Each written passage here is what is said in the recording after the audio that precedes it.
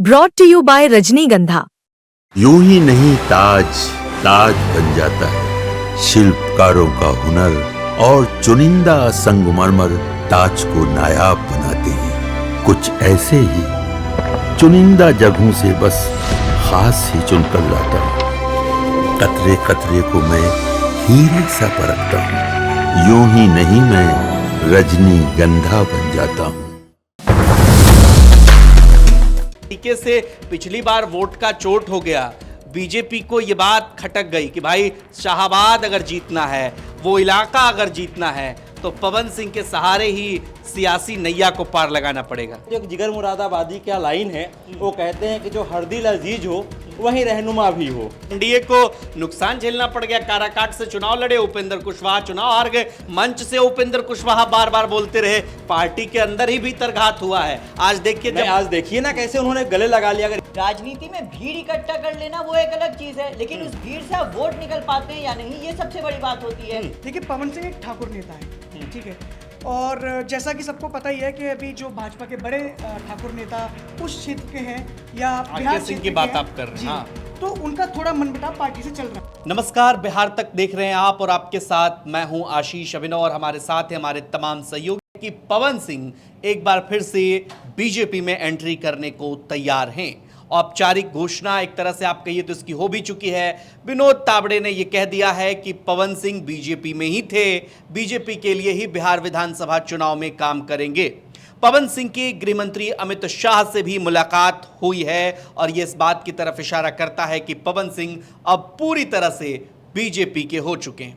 थोड़ा सा आपको पीछे लिए चलते हैं। साल 2024 का लोकसभा चुनाव, ऐलान हुआ कि पवन सिंह बीजेपी के टिकट पर आसनसोल से चुनाव लड़ेंगे, पश्चिम बंगाल, वहां से चुनाव लड़ेंगे। 24 घंटे के अंदर प्रकरण बहुत ऐसा बदल गया कि पवन सिंह वहां से चुनाव लड़ने से इनकार कर जाते हैं। हालांकि खुलकर उन्होंने कभी कुछ कहा नहीं इस पर। बीजेपी ने उन्हें आसनसोल से टिकट दिया था, लेकिन 24 घंटे में पवन सिंह चुनाव लड़ने से मना कर देते हैं। फिर पवन सिंह काराकाट संसदीय क्षेत्र से निर्दलीय चुनाव लड़ने का ऐलान करते हैं और सबसे बड़ी कड़ी होते हैं वो उपेंद्र कुशवाहा, जो एनडीए के कैंडिडेट थे, राष्ट्रीय लोक मोर्चा के कैंडिडेट थे, उनको हराने में एक अहम किरदार निभा देते हैं। यहीं से शुरू हो जाता है खेला। उपेंद्र कुशवाहा लगातार मंच से पवन सिंह के बारे में बोलते रहते हैं कि एनडीए के भीतर ही उनको हराने की कोशिश हुई, भीतरघात हुआ। उसके बाद एक तस्वीर आती है और ये तस्वीर पवन सिंह और उपेंद्र कुशवाहा की मुलाकात की तस्वीर है। इस मुलाकात की तस्वीर ने यह बात तो जता दिया कि भारतीय जनता पार्टी को पवन सिंह की जरूरत है। उपेंद्र कुशवाहा और पवन सिंह की मुलाकात ने यह भी जता दिया कि राजनीति में अस्थायी तौर पर कोई दोस्त या कोई दुश्मन नहीं होता। लेकिन गृह मंत्री अमित शाह से भी अब मुलाकात हो चुकी है पवन सिंह की, और कहा जा रहा है कि आरा विधानसभा क्षेत्र से पवन सिंह चुनाव लड़ सकते हैं। आरा विधानसभा सीट इस वक्त बीजेपी के खाते में है। अमरेंद्र प्रताप सिंह वहां से विधायक हैं, जो पूर्व मंत्री भी रह चुके हैं और जिनके पिताजी भी राजनीतिक ताल्लुकात रखते हैं। आप जानते हैं, पूर्व मुख्यमंत्री भी रह चुके हैं बिहार के। हम इस मुद्दे पर चर्चा करेंगे कि पवन सिंह की जरूरत भारतीय जनता पार्टी को क्यों पड़ गई। क्या अब चुनाव जो है, सियासत जो है, वो स्टारडम से, किसी के स्टारडम से तय होगी, या फिर कोई ऐसा चेहरा जिसका राजनीति से अलग कोई ताल्लुकात हो, चुनाव में उसका प्रयोग जरूर होने लगता है। और भारतीय जनता पार्टी समेत तमाम दलों को इससे कोई परहेज नहीं है। हम अपने न्यूज़ रूम के साथियों से भी आपको रूबरू करा दें। वेंकटेश हैं हमारे साथी, बिहार तक में हैं और बिहार की खबरों को देखते हैं। हमारे साथ हर्षवर्धन जी हैं, यूपी तक.in और बिहार तक में भी खबरें लिखते हैं और खबरें आप तक पहुंचाते हैं। इधर हमारे साथी सैयद हैं, जो बिहार तक में हैं और बिहार से जुड़ी हुई खबरें आप तक पहुंचाते हैं। हम वेंकटेश से आज शुरुआत करेंगे। वेंकटेश भाई, जिस तरीके से पवन सिंह की एंट्री हो गई एक तरह से बीजेपी में, बीजेपी को ज़्यादा ज़रूरत पवन सिंह की आन पड़ी। क्या लगता था कि शाहाबाद में जिस तरीके से पिछली बार वोट का चोट हो गया, बीजेपी को ये बात खटक गई कि भाई शाहाबाद अगर जीतना है, वो इलाका अगर जीतना है, तो पवन सिंह के सहारे ही सियासी नैया को पार लगाना पड़ेगा। नहीं, आपने शुरुआत में ही कहा कि क्या जो सेलुलॉइड स्क्रीन वाले लोग हैं उन्हें सियासत में आना चाहिए, तो एक जिगर मुरादाबादी क्या लाइन है, वो कहते हैं कि जो हर दिल अजीज हो वहीं रहनुमा भी हो। तो इसमें क्या गुरेज है? अगर जो लोगों का अजीज है, जो लोगों का चहेता है, जिस तरह से उनका स्टारडम है, अगर वो राजनीति में आ रहे हैं तो मुझे नहीं लगता है कि इससे कोई गुरेज है। और ये कोई पहला मौका नहीं है। आप तमाम चुनाव उठा करके देख सकते हैं, चाहे लोकसभा के चुनाव हो चाहे विधानसभा के चुनाव हो। और एक लौता जब मतलब बीजेपी का उदय नहीं हुआ था, उसके पहले जो कई मतलब सिनेमा पर्दे के जो अभिनेता थे वो राजनीति में आ गए थे। तो इसमें गुरेज कहाँ है? और रही बात उस पूरे क्षेत्र की, तो जो पिछला विधानसभा चुनाव हुआ था उस पूरे इलाके में 24 सीटें रही है, और उस पर 24 की 24 सीटें जो एनडीए हो गवा दी थी। मतलब उधर खाता भी नहीं खुला था, जहाँ तक मैं ठीक बोल रहा हूँ। तो कहीं ना कहीं उस गढ़ को बचाने की कोशिश है। सहारा पवन सिंह बन रहे हैं। नहीं, सहारा पवन सिंह नहीं बन रहे। कभी किसी पार्टी का कोई सहारा नहीं बनता, क्योंकि ऐसा नहीं है कि अरे सहारा नहीं बना, एनडीए को नुकसान झेलना पड़ गया। काराकाट से चुनाव लड़े, उपेंद्र कुशवाहा चुनाव हार गए। मंच से उपेंद्र कुशवाहा बार बार बोलते रहे, पार्टी के अंदर ही भीतरघात हुआ है। आज देखिए ना कैसे उन्होंने गले लगा लिया। अगर ऐसा ही भीतरघात होता तो ऐसी तो राजनीति में जो चीजें वो चलती रहती है, थोड़ी बहुत तो चीजें चलती रहती हैं। लेकिन वो आपने शुरू में ही कहा कि ना कोई दोस्त होता है ना कोई दुश्मन होता है। तो सियासत है, इतनी पैंतराबाजी तो चलती रहती है। लेकिन मतलब आप मान रहे हैं कि पैंतरेबाजी हो रही है? नहीं, पैंतरेबाजी जो चारों तरफ की जो सियासत है, हाँ। उसमें कब कौन नहीं करता है। आप देख लीजिए ना कि नहीं तो अगर जो बिहार की हवा है वो किस तरह से बदल रही है। अरे तो भारतीय जनता पार्टी को लग गया ना कि भाई हमने आसनसोल से टिकट दिया, फिर बेटिकट हो गए, फिर हमने काराकाट से नहीं दिया जिसका नुकसान उठाना पड़ गया। विधानसभा का चुनाव है भैया, अगर सही से नहीं चेते तो शाहबाद का इलाका है। लेकिन आप देखिए ना कि जो बिहार विधानसभा की बात हो रही है, उसमें जो कोई भी वोटर, जो हमारे यहाँ ही लोग अलग अलग जो निकल करके चीजें आ रही हैं, लोगों के बीच से आ रही हैं, वो ये थोड़े लोग कह रहे हो, तो कह रहे हैं कि विकास के मुद्दे पर चुनाव होगा। तो एक अगर किसी अभिनेता को टिकट दे ही दिया गया, ठीक है, तो क्या विकास से याद आया, बिहार तक को ही दिए गए इंटरव्यू में विकास वाला रील बहुत वायरल हुआ था सैयद पवन सिंह का।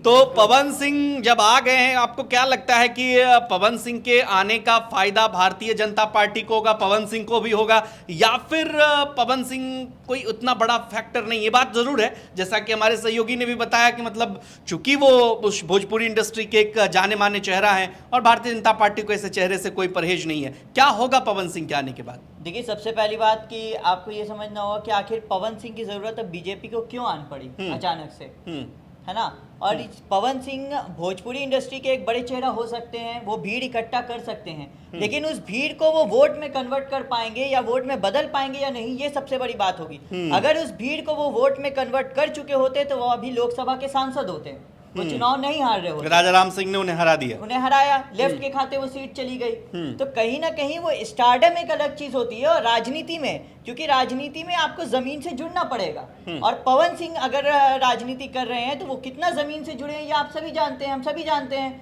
कि वो जमीन से कितना जुड़ के काम करते हैं। राजनीति में भीड़ इकट्ठा कर लेना वो एक अलग चीज है, लेकिन उस भीड़ से आप वोट निकल पाते हैं या नहीं, ये सबसे बड़ी बात होती है।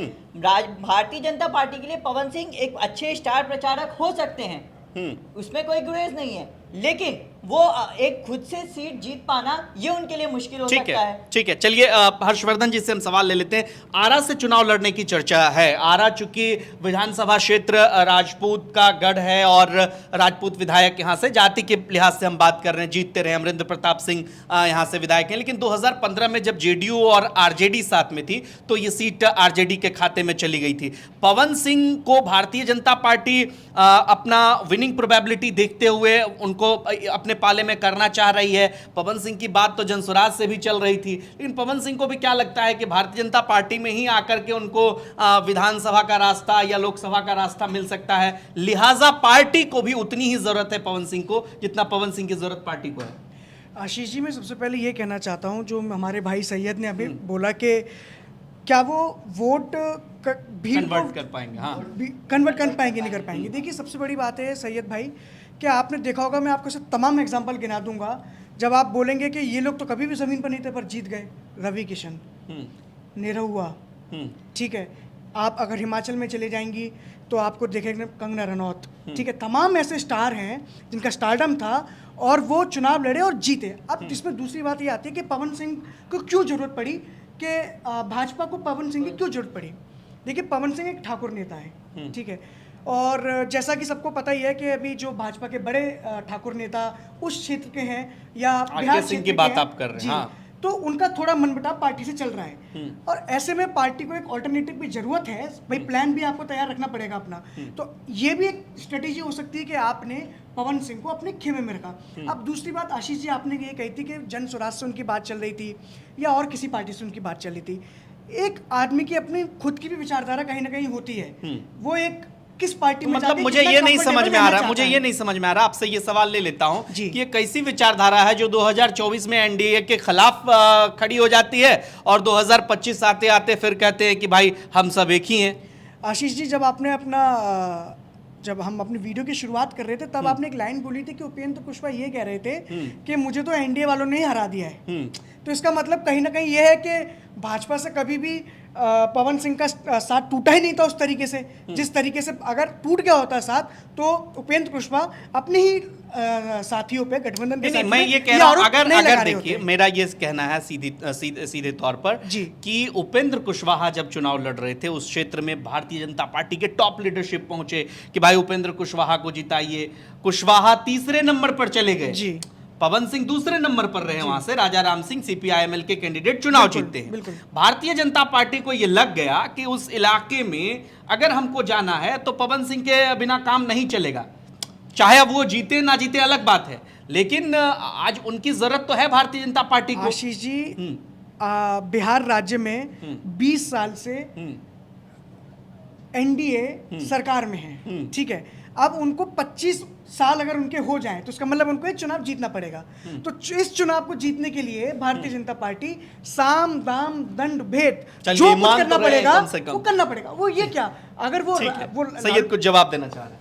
तो मतलब क्या भारतीय जनता पार्टी को अपने 20 साल के काम पे इतना भरोसा नहीं है कि वो इस चुनाव में अपना साम दाम दंड भेद सब अपनाना चाहेंगे? सैयद मतलब भाई, आपकी सैयद सरकार भाई, 20 साल से बिहार में चल बिल्कुल, रही है, बिल्कुल। कमोवेश बीच में जो कुछ भी हो वो कुछ महीने के लिए हुआ, बिल्कुल। लेकिन इतने सालों से जो आप- सरकार चल रही है, लेकिन आपको अब भरोसा नहीं है कि आप अपने काम गिना सैयद कर भाई, भोजपुरी सैयद- इंडस्ट्री से आपको एक सैयद स्टार भाई- कैंपेनर पकड़ना पड़ता है। सैयद भाई, सबसे बड़ी बात है कि 20 साल से चल रही है और जब भी चुनाव का मौका आता है तब आदमी साम दाम दंड भेद करता ही है, चाहे वो पक्ष का हो चाहे विपक्ष का हो। वेंकटेश भाई, अगर मैं कुछ गलत कह रहा हूं तो नहीं, आपने कहा कि वीण और सामदाम दंड भेद, अगर 20 साल से 2005 से 2025 तक अभी भी नीतीश कुमार मुख्यमंत्री हैं और ये सच है। अगर आप 90 के पहले और मतलब जिस समय जब कांग्रेस बिखरनी शुरू हुई उसके बाद आप देख लीजिए कैसे बिहार में जो सियासी हलचल है वो तेज हो गई थी।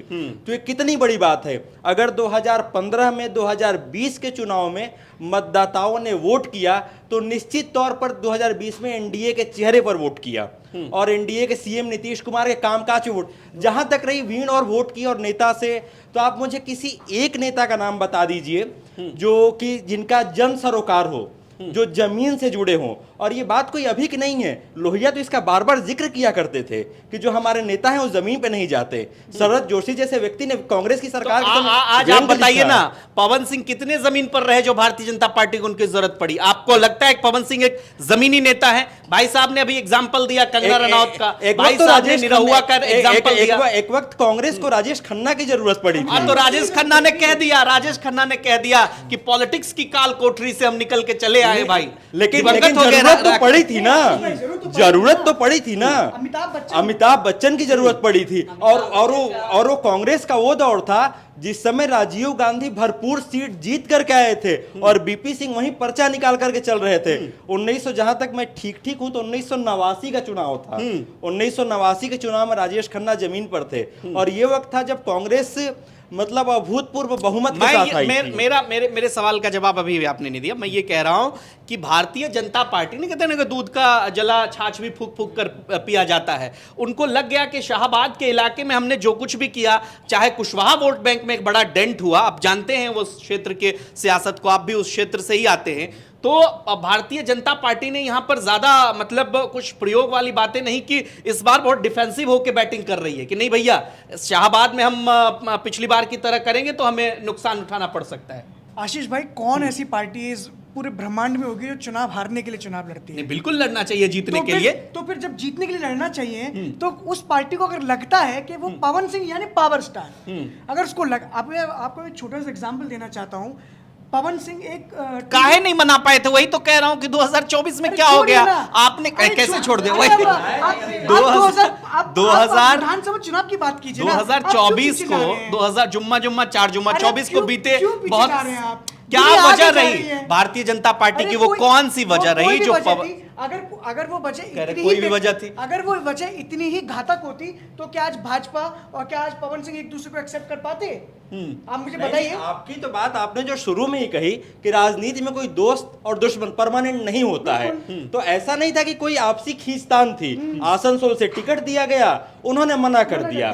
फिर चूंकि लोकतंत्र है, और ये देखिए ना कि एक भारतीय जनता पार्टी या एनडीए कितना स्पेस देती है कि कोई व्यक्ति निर्दलीय खुद को अपने चुनावी मैदान में उतारता है, उसके बाद भी स्वीकृति है। मतलब उतना जो एक क्या कह सकते हैं, जो अपने चीजों से बंधा हुआ होना, कुशवाहा, खुलेपन है। उपेंद्र कुशवाहा का टीस कितना कम कर पाएंगे ये बताइए जरा। उपेंद्र कुशवाहा का तो टीस कम है ना। आप देख 2 रहे हैं साल के लिए तमाम आपने मुलाकातें राज्यसभा हो रही भेज दिया, हैं। 2 साल के लिए भारतीय जनता पार्टी ने राज्यसभा भेज दिया, आज उसी कुशवाहा से मिलवा रहे हैं उनको, बताइए। तमाम मुलाकातें हो रही, कितनी अच्छी तस्वीर आ रही, टीस कहाँ है? एक मिनट चलिए। अच्छा आशीष जी, एक छोटी सी बात, क्या खेसारी लाल यादव खुलकर राजद का समर्थन नहीं करते हैं? बिल्कुल करते हैं। तो आप क्या कहना चाहते हैं कि राजद को उनकी तो जरूरत क्यों पड़ रही है? मैं ये कह रहा हूं मैं ये कह रहा हूं कि भारतीय जनता पार्टी को तो फिर वैसे ही लोगों की जरूरत है जो पार्टी ये दावा करती है कि हर जिले, हर कस्बे, हर पंचायत, हर बूथ तक हमारे कार्यकर्ता एक्टिव हैं। पवन सिंह एक आपको एक बोरो प्लेयर को लाना पड़ता है चुनाव जीतने के लिए, इस बात को तो एक्सेप्ट करना पड़ेगा। आशीष जी, पवन सिंह आपने उस एक मैं ये कह रहा हूं कि 20 साल से एक सरकार सत्ता में है, 20 साल से एक सरकार सत्ता में है, उसको एक ऐसे प्लेयर की जरूरत पड़ रही है जो भोजपुरी इंडस्ट्री का बड़ा चेहरा हो। भाई शाहबाद का परिणाम बता रहा है उनको क्या जरूरत पड़ रही है, क्या जरूरत नहीं पड़ रही है। फाइनल कमेंट सैयद कुछ कहना चाह रहे हैं? देखिए, अभी वेंकटेश भाई ने जिक्र किया कि निर्दलीय चुनाव रहे, लोकतंत्र है, तो यही जब काम पप्पू यादव करते हैं निर्दलीय लड़के, तो कहते हैं कि पार्टी से अलग होना चाह रहे हैं, पार्टी को लेकर खिलाफत चल रही है। आज तक तो जगह नहीं मिली कांग्रेस, आज तक वो कांग्रेस के पास जा रहे हैं। प्रियंका गांधी की रैली थी, पप्पू यादव ने भाषण दिया है। लेकिन मैं और दूसरी बात, हर पार्टी में उस एक सेकंड समझिए, पहले इस बात को समझिए, राहुल गांधी के साथ सिक्योरिटी प्रोटोकॉल है, ये आप भी जानते हैं, अच्छी तरह से जानते हैं। नेता प्रतिपक्ष है, मतलब आपको पता है कैबिनेट मंत्री का दर्जा होता है उनके पास, ठीक है? तो इस बात को आप ये मत कह दीजिए पप्पू यादव के तरह कई सारे सांसद नीचे बैठे थे, ये कोई बात होती है? मैंने पटना में देखा था उस वीरचंद पटेल पर जो जोर का झटका उनकी विचारधारा कांग्रेस के साथ है, शायद उसकी टीसो यही शाहबाद के 24 सीटों पर भारतीय जनता पार्टी को जोर का झटका लगा, शायद यही वजह है कि पवन सिंह को आज उनकी जरूरत पड़ गई। बहरहाल हमने चारों लोगों से अलग अलग, तीनों लोगों से प्रतिक्रिया ली, मैं खुद को इंक्लूड कर रहा हूं, सभी की अलग अलग राय शुमारी है पवन सिंह को लेकर। लेकिन पॉलिटिक्स में किसी भी दल को ऐसे नेताओं से, ऐसे अभिनेताओं से परहेज नहीं है। यह बात सच है कि बिहार चुनाव में किसी भी दल को इकलौते दम पर, अपने दम पर सत्ता में आने के लिए कोई भी दल जो है अकेले दम पर अब तक चुनाव नहीं जीत पाई, उनको सहारा लेना ही पड़ा है। लेकिन डेवलपमेंट जो है उपेंद्र कुशवाहा और पवन सिंह के बीच जो एक तरह से दूरियां थी उसको कम करने की कोशिश की गई है। पवन सिंह एक बार फिर से भारतीय जनता पार्टी के हो गए हैं। देखना दिलचस्प होगा कि आरा विधानसभा सीट से जो इस वक्त भारतीय जनता पार्टी के खाते में है, कहा जा रहा है वो चुनाव लड़ेंगे। पवन सिंह वहां पर क्या कमाल कर पाते हैं। पवन सिंह के लिए वैसे एक मशहूर लाइन भी है कि चली पवन तो रोकी कवन। देखना दिलचस्प होगा कि आरा विधानसभा सीट पर जो फाइनल कमेंट आपका ले लूंगा मैं, जो जीत का अंतर रहा था पिछली बार वो महज 3000 वोटों का रहा था। फाइनल कमेंट बताइए। आपने संयोग से पवन सिंह के लिए एक लाइन का जिक्र किया, तो मुझे जो पप्पू यादव और कांग्रेस के बीच का नाता है उसको लेकर के भी एक लाइन याद आ रही है, अकबर इलाहाबादी का शेर है। शायद दोनों लोग एक दूसरे के लिए यही कहते होंगे कि मुझे मायूस कर रहा है नई रोशनी का रंग, न इसका कोई अदब है न एतबार है। चलिए, बहुत शुक्रिया आप तमाम साथियों का, और आपका इस पूरे कन्वर्सेशन पर आपकी क्या प्रतिक्रिया है? कमेंट बॉक्स में हमें अपनी राय जरूर दीजिए, और साथ ही ये बताइए कि पवन सिंह जब भारतीय जनता पार्टी में आए हैं तो इसका फायदा भारतीय जनता पार्टी को कितना मिलेगा। नमस्कार।